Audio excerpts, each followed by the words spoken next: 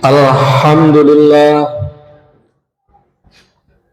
alhamdulillahilladzi arsala rasulahu bil huda wa dinil haq liyudhhirahu 'alad dini kullih walau karihal kafirun.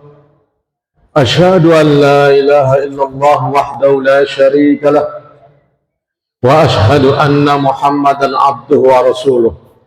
Allahumma shalli wa sallim ala asyrafil anbiya'i wal mursalin Sayyidina Muhammadin wa ala alihi wa sahbihi ajma'in, amma ba'd. Faya ayyuhal muslimun, usikum wa iyaya bitaqwallah faqad fazal muttaqun. Wasma'u ma qala Allah ta'ala fil Qur'anil Karim.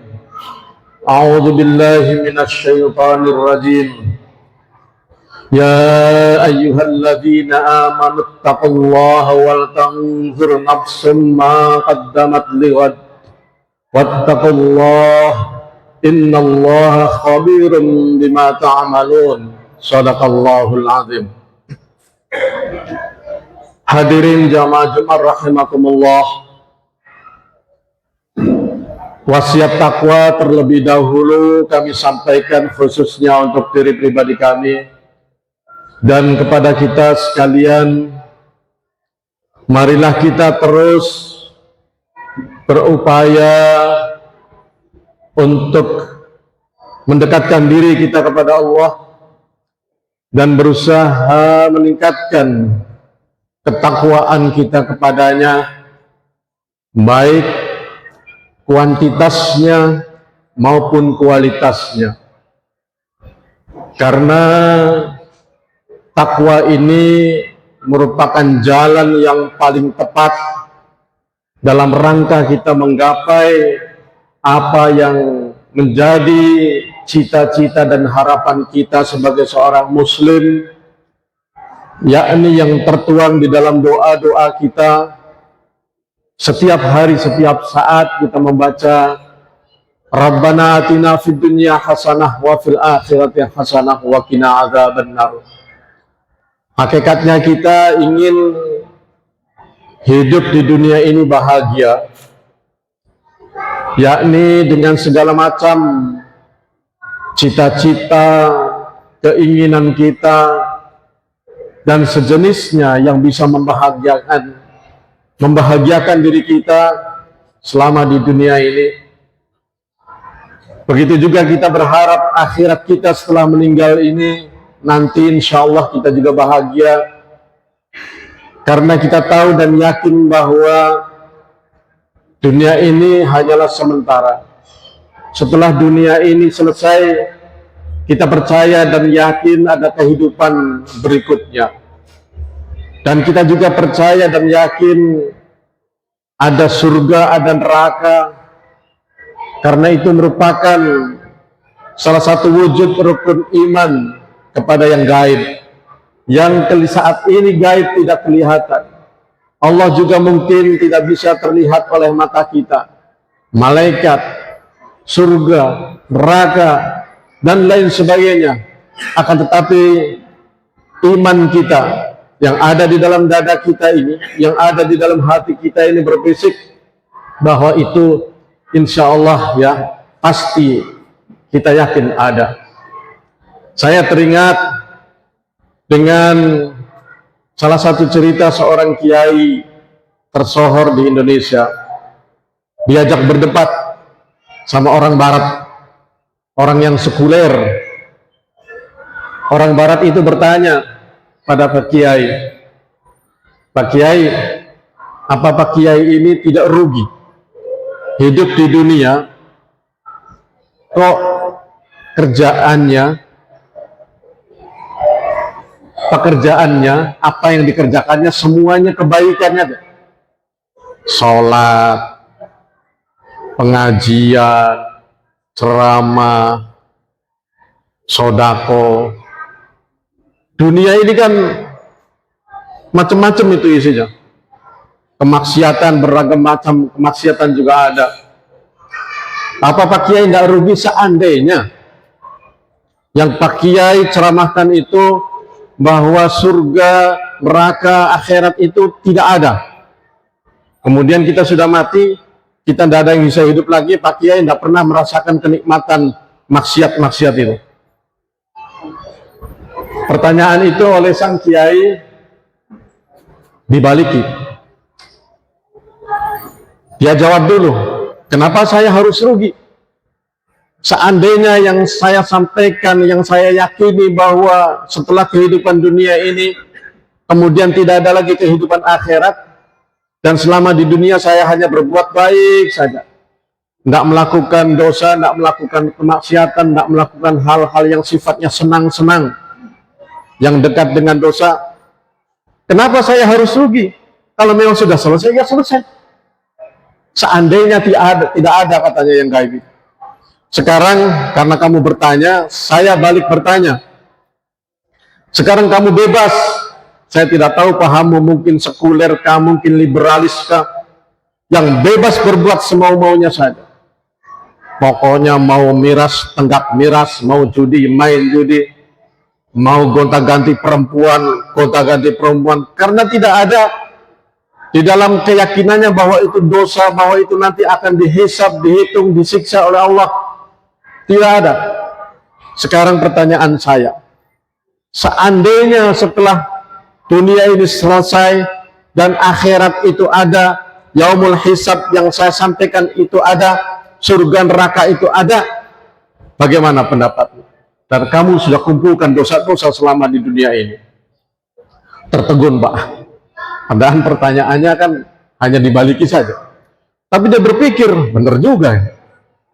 Saya sudah mengumpulkan dosa saja, yang penting senang. Pokoknya bisa kaya, bisa senang-senang, apa saja, tidak ada dosa.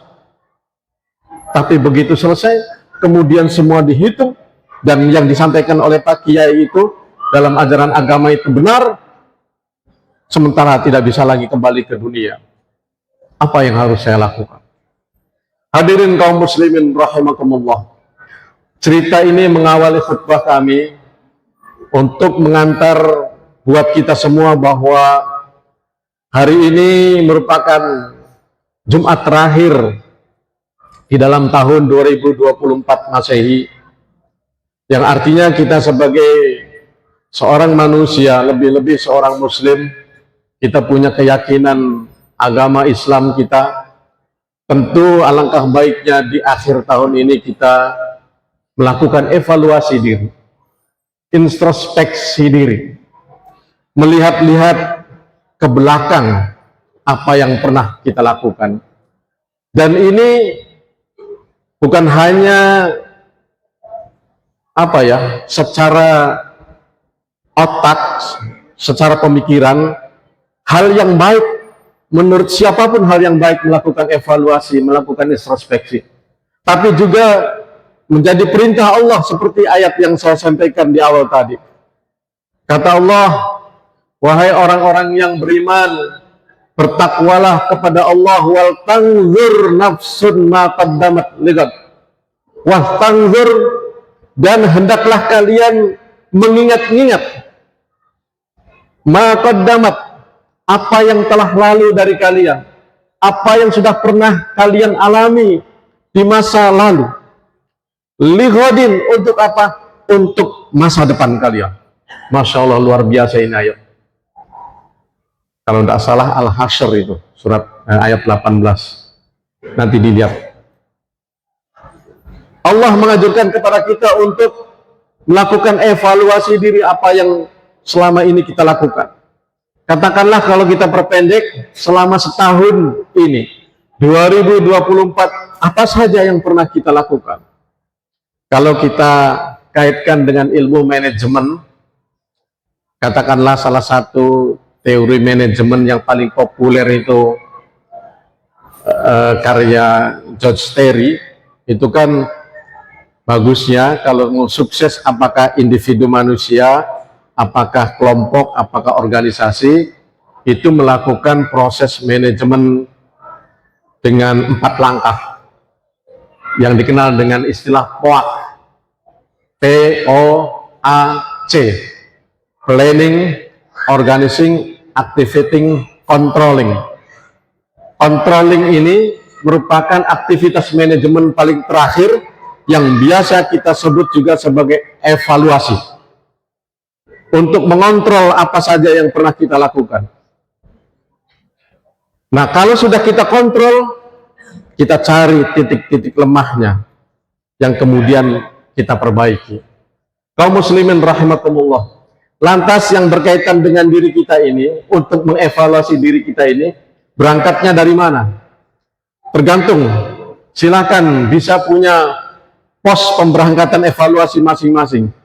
Bisa misalnya dengan yang seperti Allah sampaikan, duribat alaihimud dhillatu aynama thuqifu illa bihablim minallah wa hablim minan nas. Kata Allah bahwa kalian akan hina, kalian akan binasa, kalian akan jatuh buruk ketika kalian tidak menjaga hubungan baik dengan Allah dan tidak menjaga hubungan baik dengan sesama manusia. Maka evaluasi kita bisa berangkat dari sana. Bagaimana nih hablum minallah saya? Hubungan saya dengan Allah bagaimana? Apa yang Allah perintahkan untuk saya yang berkaitan dengan hablum minallah ini? Misalnya sholat 5 waktu. Nah, apakah selama setahun ini kita masih pernah tinggal, masih bolong-bolong, masih meremehkan? Bagaimana subuh, bagaimana isya? Biasanya yang berat itu sejak zaman Rasulullah itu yang dirasakan katanya subuh dengan isya. Isya sudah terlanjur ngantuk, subuh masih enak tidur. Itu bagaimana? Terus hablum minallah yang lainnya bagaimana? Yang punya kelebihan rezeki, apa sudah daftar haji supaya kita lebih dekat dengan Allah, bisa menyembah Allah dari langsung ke rumahnya. Kemudian juga puasa kita bagaimana, dan seterusnya kita introspeksi, kita perbaiki. Apakah puasa kita yang lalu benar-benar hanya karena Allah semata-mata, ataukah karena diet misalnya, ataukah karena ingin dipuji orang lain? Kita introspeksi. Kemudian hablum minan nas, silakan sesuai dengan kondisi, situasi, dan tempat kita berada. Bagaimana hubungan kita dengan anak istri kita? Apakah masih tegang-tegang? Apakah ada hal-hal yang belum connect? Kemudian dengan tetangga, apakah masih ada permusuhan? Dengan teman di kantor bagi yang bekerja di kantor, dengan komunitasnya bagi yang komunitas lain. Itu semua kita introspeksi. Ini merupakan ikhtiar kita agar kita bisa benar-benar mencapai apa yang hendak Allah inginkan dari kita sebagai makhluk-makhluk yang mulia dalam pandangannya. Wattaqullah. Dan kenapa Allah dalam ayat ini juga berpesan setelah menyuruh kita introspeksi, evaluasi, wattaqullah. Pesan Allah adalah arahkan introspeksi kita itu pada ke arah takwa. Ini hebat luar biasa. Inna akramakum indallahi atqakum, karena hanya takwalah yang bisa membuat derajat kita mulia dalam pandangan Allah. Bukan harta kita yang membuat kita mulia dalam pandangan Allah. Bukan kehebatan kita, bukan jabatan kita, bukan ketampanan kita, tetapi ketakwaan kita. Kalau kebetulan kita sekarang menjadi pejabat, maka cobalah usahakan jabatan kita gunakan untuk takwa. Kalau kebetulan sekarang kita punya kekayaan, cobalah kita sumbangkan, kita sedekahkan. Insya Allah harta kita justru akan menolong kita di akhirat kelak, daripada akan membuat kita susah dalam yaumul hisab. Hadirin kaum muslimin rahimakumullah, inilah khutbah singkat yang dapat kami sampaikan.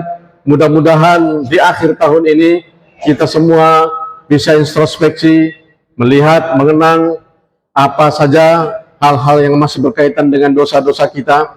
Tidak ada satupun manusia yang tidak berdosa, tetapi yang terbaik, baik kata Allah maupun kata Nabi kita Muhammad SAW, adalah orang yang wasari'u ila magfiratin mir rabbikum.